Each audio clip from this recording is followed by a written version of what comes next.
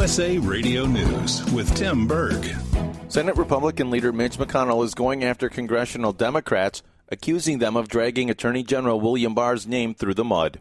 So now they're slandering a distinguished public servant because the real world has disappointed them. Instead of taking a deep breath and coming back to reality, our colleagues across the aisle want to shoot the messenger and keep the perpetual outrage machine right on going. On Tuesday, Georgia Republican Governor Brian Kemp signs an abortion bill into law. The Life Act bill bans abortions once a fetal heartbeat can be detected, and that can be as early as 6 weeks. Georgia is a state that values life. We protect the innocent. We champion the vulnerable. We stand up and speak for those unable to speak for themselves. Similar bills have been passed in states such as Mississippi, Kentucky, and Ohio. And you're listening to USA Radio News.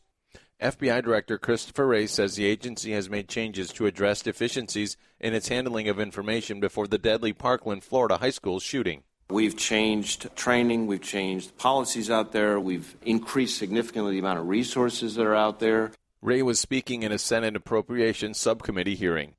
Nancy Pelosi remains against trying to impeach President Trump. USA Radio Network's Chris Barnes has the details from Washington.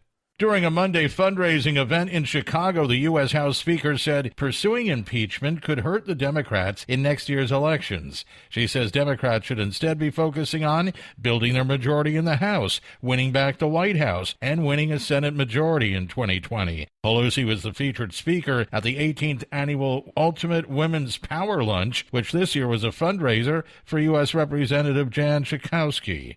For USA Radio News, I'm Chris Barnes. And you're listening to USA Radio News. First Lady Melania Trump is marking the first anniversary of her Be Best initiative. It continues to have one goal, which is to educate children and parents about the issues they face.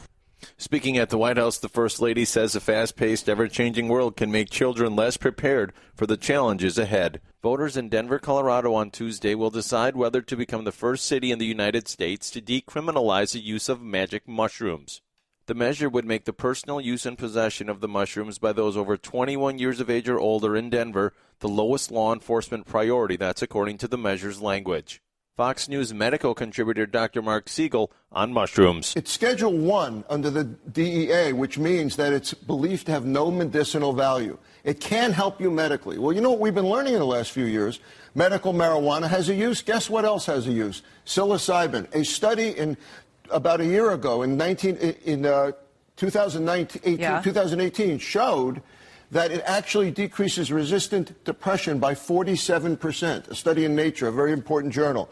It works for depression. It works for anxiety. It works for attention deficit disorder. Right. It seems like our veterans coming back from the war have some positive impact from psilocybin. Dr. Siegel was speaking on Fox News. Please remember you can find us on Facebook at USA Radio and also online at usaradio.com. For USA Radio News, I'm Tim Berg.